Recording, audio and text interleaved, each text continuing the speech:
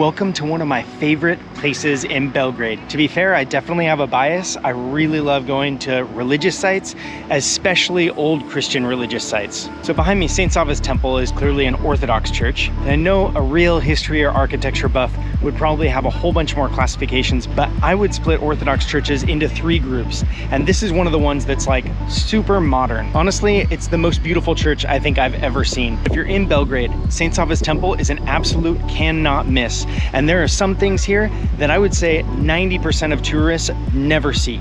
Best examples are, I think it was probably my 3rd or 4th time here that I finally realized you can go down into the crypt. Don't miss out on that.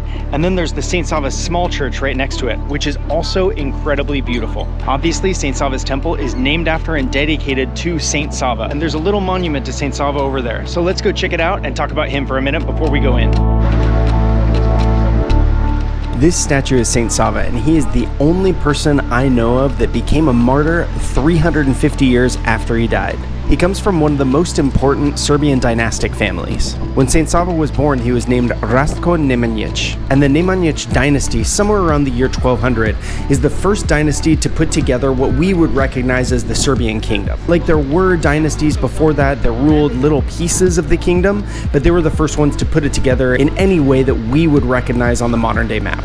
And it was actually his father, Stefan Nemanja, that united the Serbian lands like that. So when he was young, Rastko was expected to become the ruler, but instead he renounced his wealth and title at the age of 17 and moved to Mount Athos in Greece and became a monk. Super interesting, they must have been a very peaceful and humble family, because his father, Stefan Nemanja, actually followed him to Mount Athos and also became the monk Simeon. So it was at Mount Athos that both of them changed their names. Rastko Nemanjić became St Sava. He worked his whole life to unify the divided Serbian lands through the church. He worked to establish laws, schools, hospitals, and of course also increase the church influence over Serbia.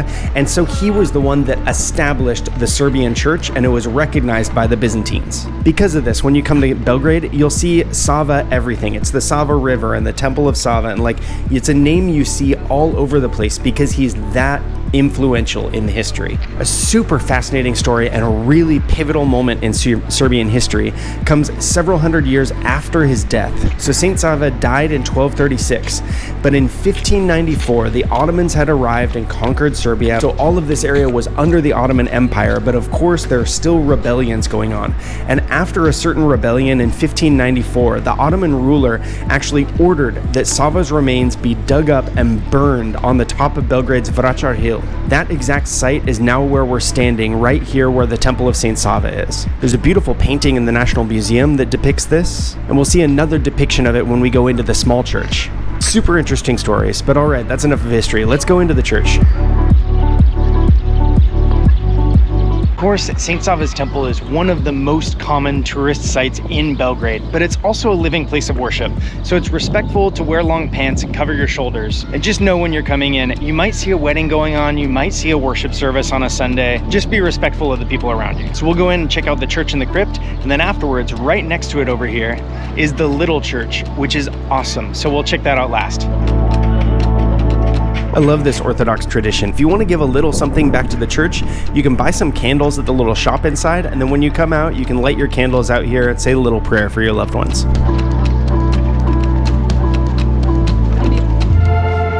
This church is so beautiful. The space inside is so expansive, and I really love the color scheme, the gold, the blue, and the white. It's so pretty. I love the massive Christ at the front of the altar. And then in the cupola, Christ the Pantocrator. It's really, really beautiful, like ruler of the heavens. We'll look at some of the art more closely, but the first thing that's so striking is just this expansive space.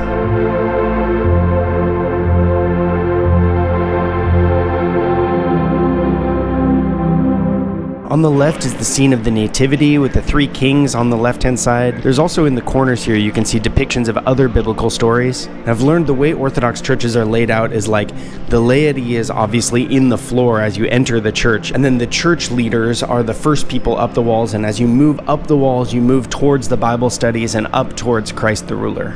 And so high on the walls are the most important paintings. And to the left of the altar is the nativity scene. Lots of other scenes from Christ's young life. Really beautiful place to just stop and spend some time.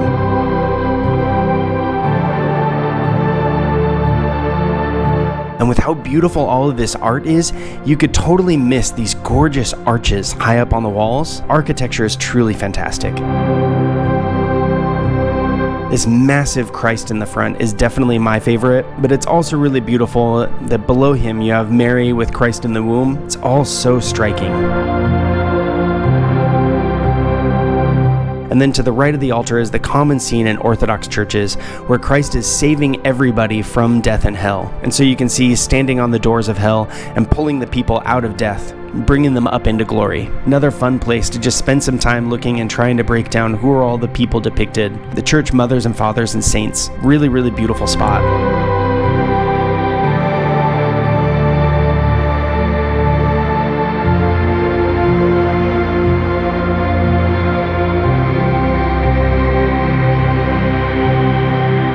I'm sure other churches have this, but I've never seen so many icons out on the floor. Just places to stop and say a prayer. Of course, it's hard to tell when you're looking at things so far away, but all of this is mosaicked in these little tiles. Just so beautiful. And then to the left of the altar, near the entrance to the church, is the stairs that go down into the crypt. Do not miss out on the crypt. I've been here before and not so much was roped off, and so you might be able to walk around and see a lot more than I did here. But again, just a really, truly gorgeous crypt. And if you know Serbian history well, you'll probably recognize a whole bunch of the church fathers, and the scenes from church history on the ceiling. They're really interesting and fun to look at, but I don't think any of them are Bible stories. I certainly don't recognize any of them. Clearly set up for some sort of concert or musical performance, which would be incredible if you have the chance. Such an incredibly beautiful space. But the small church next to St Sava's Temple is also really beautiful and very different. So let's go check it out.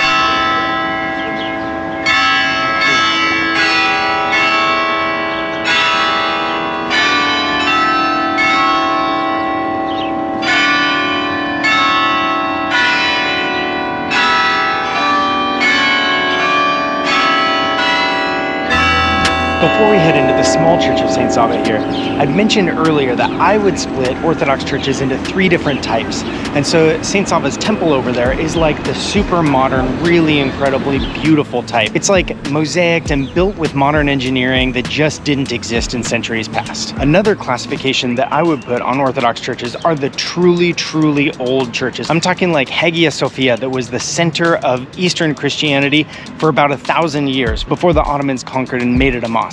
The Hagia Sophia, of course, is big and grandiose and beautiful and super old, and a lot of those churches are like cave churches and things like that. I went to one of the cave churches at Lake Ohrid, and it was so special. Really, really beautiful, cool place. But the small church of St Sava here, I would put in the middle classification. It's like not super old, and so it has these really beautifully painted icons, but not made with modern engineering. The small church of St Sava here was built in the 1800s, and a lot of the churches that I would lump together would come from centuries before that. So all that's to say, this is one of the more modern of those like beautifully painted churches, and it's really gorgeous. One of the things that is so special to me is that in St Sava's Temple, you get like heavily gold everywhere with the blue accents. And as we go into the small church of St Sava, you'll see heavily blue everywhere with gold accents. It's really gorgeous. So let's go check it out.